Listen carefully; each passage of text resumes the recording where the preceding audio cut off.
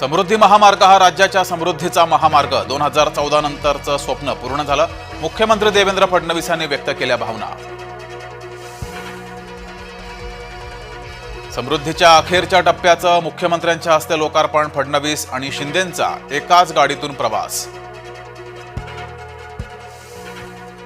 काहींनी समृद्धी महामार्गाला विरोध केला. एकनाथ शिंदेंची उद्धव ठाकरेंवर नाव न घेता टीका.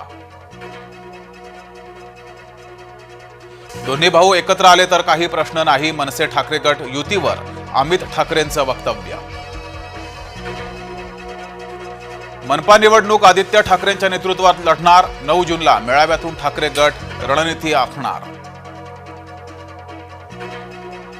मुंबई महापालिकेसाठी भाजपानं कसली कंबर. आशिष शेलारांच्या उपस्थितीमध्ये रणनीती ठरली. यंदा शरद पवार गटाचा वर्धापन दिन पुण्यात होणार. मनपा निवडणुकांच्या पार्श्वभूमीवर शक्ती प्रदर्शनाची शक्यता. पुण्यात नवीन पिस्तूल परवाने देणं थांबवलं. हगवणे प्रकरणानंतर पोलीस आयुक्तांचा निर्णय.